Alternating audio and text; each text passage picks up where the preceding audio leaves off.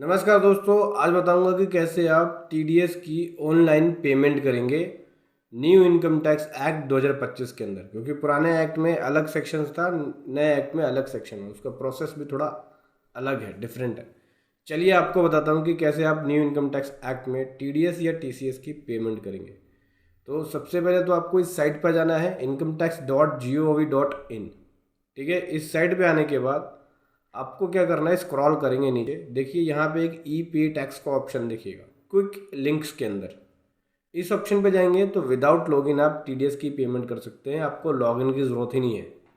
ठीक है, और सबसे इजी और सबसे फास्ट तरीके से टीडीएस की पेमेंट हो जाती है यहाँ पे। तो हम क्या करेंगे, ई पे टैक्स पे आएंगे और यहाँ पे आने के बाद देख सकते हैं ये आएगा इनकम टैक्स एक्ट 2025। ठीक है, इसमें सेलेक्ट कर लेंगे इनकम टैक्स एक्ट 2025 के अंदर मैं टीडीएस की पेमेंट कर रहा हूँ। ठीक है, तो ये सिलेक्ट कर लिया और असेसमेंट ईयर 26-27 से ये पेमेंट होगी। मतलब अप्रैल की टीडीएस की पेमेंट, अप्रैल 26 की टीडीएस की पेमेंट आपका मई में ड्यू हो जाता है, जो कि 7 तारीख तक आपको करना होता है। तो ये मैंने ले लिया, ये सेलेक्ट कर लिया, कंटिन्यू पे क्लिक करूँगा। अब यहाँ लिखना होगा 10 नंबर। चलिए लिख लेते हैं 10 नंबर।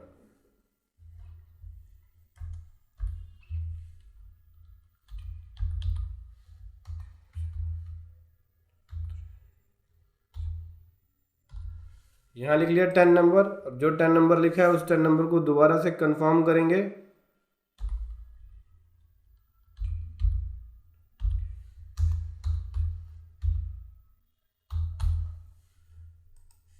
टेन नंबर कंफर्म कर दिया। अब लिखेंगे यहाँ फ़ोन नंबर। फ़ोन नंबर कोई भी लिख सकते हो, रजिस्टर्ड हो या नहीं हो, आपसे बिलोंग करता हो या नहीं हो। कंपनी का एम्प्लॉय अगर जमा कर रहा है तो वो भी लिख सकता है, अकाउंटेंट भी अपना यहाँ पे फ़ोन नंबर लिख सकता है, मतलब कोई भी लिख सकता है। यहाँ पे फ़ोन नंबर केवल ओटीपी पर्पस के लिए लेते हैं, कोई भी फ़ोन नंबर लिख सकते हो यहाँ पे। चलिए लिख लेता हूँ फ़ोन नंबर।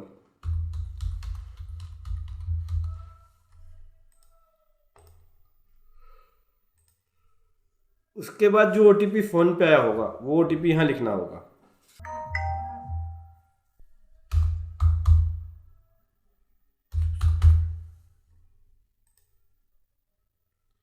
जैसे ही ओटीपी लिख दिया, आपका 10 नंबर शो करेगा और नेम भी शो करेगा जो इस 10 नंबर से लिंक है। कंटिन्यू पे क्लिक करेंगे। अब देख सकते हैं अलग अलग पेमेंट के ऑप्शन है। तो मैं पेमेंट कर रहा हूँ यहाँ पे टीडीएस की, तो यहाँ से लूँगा 26-27। देख सकते हैं टीडीएस पेमेंट यहाँ पे दिखा रहा है सेक्शन 392, 393, 394। इसके बाकी सब सेक्शन से वगैरह दिखा रहा है। तो 392, 393 के अंदर ही लगभग और 394 के अंदर ही सारे टीडीएस के प्रोविज़न कवर है। पुराने एक्ट में सबके अलग अलग सेक्शंस थे। चलिए कोई नहीं, प्रोसीड पे क्लिक करेंगे। अब यहाँ पे अदर देन कंपनी है या कंपनी डिडक्टी है, तो अदर देन कंपनी डिडक्टी ले लिया। रेजिडेंट डिडक्टी है या नॉन रेजिडेंट डिडक्टी है, रेजिडेंट डिडक्टी है। फिर कंटिन्यू पे क्लिक करेंगे। अब यहाँ पे डिटेल ऑफ पेमेंट में यहाँ पे डिस्क्रिप्शन पूछ रहा है, पेमेंट किस चीज़ का आप कर रहे हो। यहाँ पे मैं यहाँ पे सिलेक्ट कर रहा हूँ कि मेरी जो पेमेंट है वो रेंट की है। तो यहाँ पे दिखाता हूँ आपको, rent on machinery, rent other than machinery. तो ये वाला ले लिया, रेंट है बिल्डिंग एंड फर्नीचर का, बिल्डिंग का जो रेंट है उसका मैं यहाँ पे टीडीएस पे कर रहा हूँ। तो ये सिलेक्ट कर लिया। यहाँ पे सब चार्ज और एजुकेशन सेस का ऑप्शन है। ठीक है, ये ले लेते हैं। मैं एग्जाम्पल के लिए बता रहा हूँ, तो यहाँ पे 1 रुपये का अमाउंट लेके चल रहा हूँ। ठीक है, ये ले लिया। अभी ऐड डिटेल पे क्लिक करेंगे। ठीक है, यहाँ ऐड कर दिया और उसके बाद यहाँ पे इंटरेस्ट पे कर सकते हो। देखो यहाँ पे आप मल्टीपल सेक्शन सेलेक्ट कर सकते हो और इंटरेस्ट का एक सिंगल अमाउंट जमा करा सकते हो। ये नहीं कि हर सेक्शन में अलग अलग इंटरेस्ट जमा कराना पड़ेगा। मल्टीपल सेक्शन जो जो आपके पास एप्लीकेबल है उसमें अमाउंट भर दो सीधा डायरेक्ट, तो एक ही बार में आपकी टीडीएस की पेमेंट हो जाएगी। फॉर एग्जाम्पल के लिए एक और सेक्शन में सेलेक्ट कर रहा हूँ, यहाँ पे कमीशन एंड ब्रोकरेज का है। यहाँ पे ये ले लिया अमाउंट 1 रुपये का, मैंने 2 सेक्शन की पेमेंट कर रहा हूँ। इसके अलावा एक सेक्शन और ले रहा हूँ मैं, यहाँ पे 394 आ रहा है, 393 देखते हैं। 393 के अंदर लगभग सारी टीडीएस कवर है। Purchase of goods, purchase of goods का भी है, 1 रुपये इसका ले लिया। ठीक है, तो देख सकते हैं 3-4 सेक्शंस अलग अलग मैंने सिलेक्ट कर लिया है। इंटरेस्ट अगर कोई बनता है तो इंटरेस्ट ले सकते हैं, fees, late fees, penalty, other fees बनता है तो वो आप ले सकते हैं। जितना भी इंटरेस्ट बन रहा है वो कैलकुलेट करके आप यहाँ डाल दोगे। फॉर एग्जांपल के लिए अगर 1 रुपये का इंटरेस्ट बन रहा है तो मैंने यहाँ लिख दिया। अभी कंटिन्यू पे क्लिक करूँगा तो देख सकते हैं टैक्स अमाउंट टोटल 3 रुपये आया। 3 रुपये क्यों आया? क्योंकि मैंने 3 अलग अलग सेक्शन में 1-1 रुपये डाले थे। तो देख सकते हैं number of section code 3 select हो गया। ठीक है, टोटल इंटरेस्ट 1 रुपये का आया, जिस वजह से टोटल चालान का अमाउंट 4 रुपये हो गया। देखो फिर से समझो, टोटल टैक्स मेरा 3 रुपये हुआ क्योंकि 3 अलग अलग सेक्शन में 1-1 रुपये लिया था और 1 रुपये का इंटरेस्ट आता था। टोटल अमाउंट 4 रुपये हो गया। ठीक है, अभी कंटिन्यू पे क्लिक करूंगा। सो दोस्तों देख सकते हैं ये पेमेंट डिटेल में टैक्स ईयर आ गया। टैक्स ईयर 26-27 होगा। ठीक है, इसमें टैक्स ईयर चलेगा, असेसमेंट ईयर नहीं, टैक्स ईयर चलेगा। ठीक है, और यहाँ पे दिखाता हूँ मैं आपको, ये अदर देन कंपनी हो गया, टीडीएस का सेक्शन कोड हो गया, पेमेंट नेट बैंकिंग के थ्रू दिखा रहा है यहाँ पे।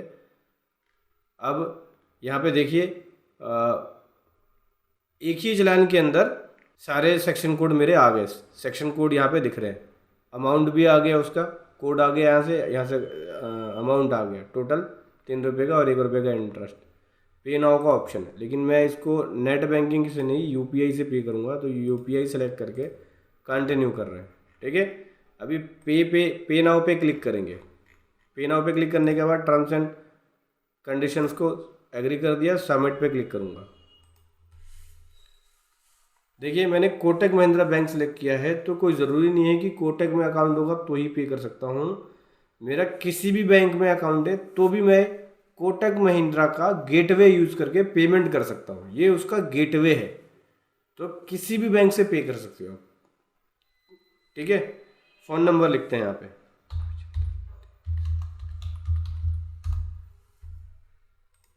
ईमेल आईडी भी लिखना होता है। ठीक है, ये ऑप्शनल, लेकिन फ़ोन नंबर मैंडेटरी है। अभी प्रोसीड पे क्लिक कर दिया। देख सकते हैं क्यूआर कोड जनरेट हो जाएगा, इसी से डायरेक्टली पेमेंट कर देते हैं।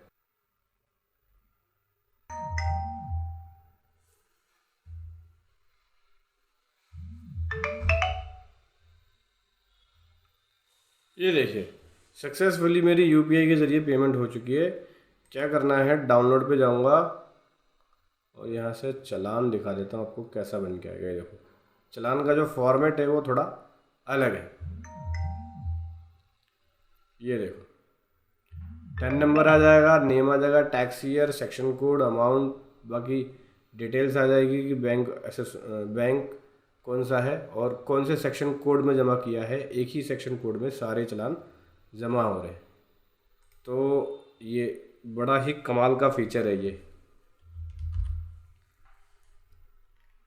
नए इनकम टैक्स एक्ट में आपको 4 अलग अलग सेक्शन कोड में पे कर रहे हो तो 4 चालान जमा कराने की ज़रूरत नहीं है, एक ही चालान में जमा हो जाएगा। पहले हमें 4 जमा कराना पड़ता था, 4 टीडीएस के चालान भरने पड़ते थे या 5 टीडीएस के चालान भरने पड़ते थे। अब ऐसा नहीं है। तो समझ गए दोस्तों, ये था कमाल का कंटेंट जो मैं आपके सामने लेके आया। वीडियो कैसे लगी ज़रूर बताएं। Thank you so much. जय हिंद, वंदे मातरम।